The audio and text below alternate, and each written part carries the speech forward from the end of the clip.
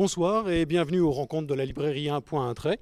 Et pour ce soir, Frédéric Feu qui va nous présenter une conférence sur les Vikings. Et pour bien comprendre ce qui va se passer, il va falloir absolument avoir des cartes.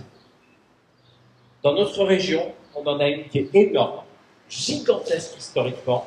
Elle est incontournable, on en a besoin, c'est la plus ancienne carte à tentative réaliste qui existe au monde. Hein? Soyons bien clairs, quand nous on voit des tonnes de cartes et partout, on n'en a que deux plus anciennes. Il y a une tablette mésopotamienne de 2600 avant Jésus-Christ et une tablette assyrienne qui date à peu près de 400-500 avant Jésus-Christ. Rien d'autre du tout. Et qui est un des plus grands trésors de l'humanité. Simplement, vous comprendrez bien qu'avec cette carte-là, on n'est pas arrivé. Quand on arrive à lire ce qui est écrit, vous avez cité l'Angleterre qui est collée dans le truc, et hop, rien du tout. Hollande, la Hollande n'existe pas, la Suède n'existe pas, vous montez, Norvège, Danemark, rien. Zone totalement inexistante. Donc ça va pas être facile de raconter avec ça. Vers 680, des peuples en haut, vers la Hollande, le Danemark et tout ça, commencent à avoir de nouveaux principes de civilisation, de nouveaux navires, et se heurtent dans le nord de l'Europe à plein de grands royaumes qui veulent s'étendre et gagner du pouvoir. Il y a vraiment un outil qui est très très très important pour comprendre, c'est l'astrolabe. D'habitude, les Grecs et les Égyptiens fabriquaient un truc dans ce genre-là, qui était une plaque qui, par rapport à un endroit donné, comme position sur Terre, permet d'arriver à se situer par rapport à l'horizon et aux étoiles. Mais il fallait fabriquer une plaque avec toutes les numérotations pour chaque endroit où on était. Eux, ils vont fabriquer une valise GPS assistée Ikea, où il y a vraiment tout dedans. Vous pouvez fabriquer sur place les trucs manquants, et de toute façon, toutes les pièces sont démontables et réagençables en fonction de la position où vous êtes. Ça veut dire que très vite, leur connaissance des territoires va être beaucoup plus impressionnante. Un petit peu, hein. On arrive à la fin du XIIe siècle, début du XIIIe siècle. C'est un seigneur viking qui la commande. Les Vikings sont arrivés en Méditerranée, ce que je vais raconter un petit peu après, et un d'eux, une fois qu'il est devenu un grand seigneur avec des possessions, devient roi de Sicile, et il va commander à un musulman, à l'Idrissi, une série de cartes qui est faite, ce sont des cartes qui sont quand même faites par un musulman. Hein. Donc il a beau avoir une commande officielle d'un seigneur viking, roi de Sicile, il lui fournit une carte où la Mecque est au centre, et surtout, à la musulmane, le nord est en bas. Hein, si une fois que vous avez le nord en bas, vous devez reconnaître assez facilement la plupart des territoires. Là, vous avez l'Espagne, là, vous avez la France qui a quand même une gueule pas piquée des verres, vous avez l'Italie avec la botte. C'est le même, hein, c'est dans le même livre, fourni vers 1200 par Al-Idrissi à Roger II de Sicile, qu'apparaît cette carte qui est d'une précision hallucinante. Bon, rappelez-vous, le nord est en bas. Donc je vous ai fait une petite trahison, hein, pas très scientifique, mais je vous ai retourné le bassin. Donc là, on voit bien la France, on voit l'Espagne, l'Italie, la Grèce, la Turquie. Ce coup-là, on a la mer Noire, la mer Caspienne, le golfe Persique. On reconnaît à peu près bien tout. Et tout ça, c'est grâce à l'astrolabe. Et bien, tous les marchands avaient l'habitude de demander à combien de journées de chameau tu étais de tel endroit ou tel endroit. Comme le chameau a un pas extrêmement régulier, on savait que si on avait marché 2 jours et 4 heures dans cette direction et qu'il y avait une montagne, on pouvait la positionner à coup sûr.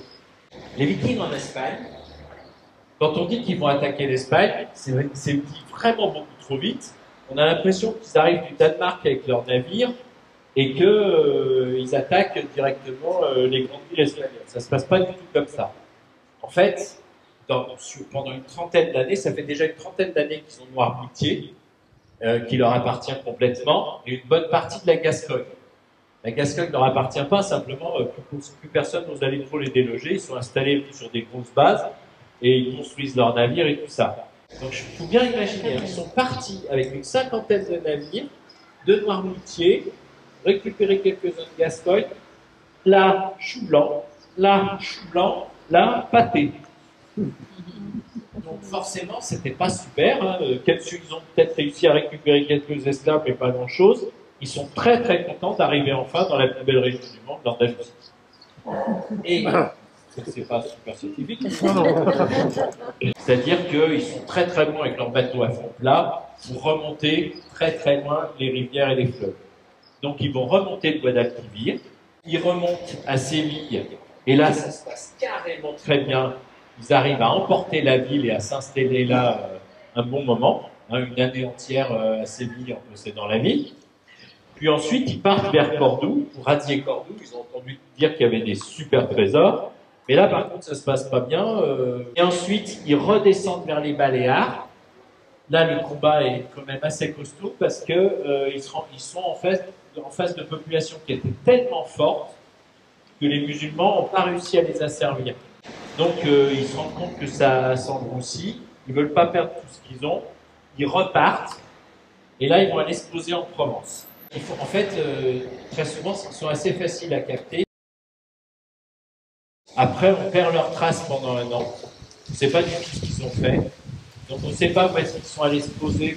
Peut-être qu'ils sont allés jusque de l'autre côté. Parce qu'une fois que vous avez fait tout ça, honnêtement, continuer un petit coup jusqu'en Grèce ou jusqu'à la Turquie, ça changerait une chose énorme. Parce que ça veut dire qu'ils arriveraient là à une période où déjà, les Vikings qui étaient passés de l'autre côté commençaient à avoir une présence. Donc peut-être qu'ils se sont rencontrés entre Vikings de l'autre côté, mais on n'en a pas du tout la preuve. On les voit réapparaître dans le sud de l'Italie, sans savoir où ils étaient, et ils repartent, ils veulent passer le détroit de Gibraltar. Mais là, ça se passe très mal. Abdelrahman, quand il avait fortifié Séville, il avait également fortifié Almeria. Ils ont fabriqué des tonnes et des tonnes de bateaux de guerre. Apparemment, il y avait non seulement des navires arabes, mais il y avait aussi des navires vikings. C'est-à-dire qu'il faut imaginer des musulmans ayant fabriqué des dracars. Il faut imaginer que donc là, très certainement, dans le détroit de Gibraltar, les 60-70 navires vikings qui revenaient chargés de trésors de tous ceux qu'ils avaient emmerdés là un peu tout autour, vont se retrouver face à des navires musulmans, dont des dracars. Et là, c'est la catastrophe. C'est un vrai massacre. Il ne reste plus qu'une vingtaine de navires qui arrivent à échapper. Ensuite, il va falloir attendre presque 40 ans pour qu'ils recommencent à nouveau encore un troisième grand raid. Tout le monde n'a quand même pas vécu la même chose. Quand vous êtes en Angleterre, que vous êtes en France, que vous êtes proche de la Suède, du Norvège et du Danemark, les attaques, elles sont incessantes. C'est-à-dire que là, ils n'attendent même plus une saison pour renvoyer des raids sans arrêt. Juste, on sait qu'ils n'attaquent pas en hiver.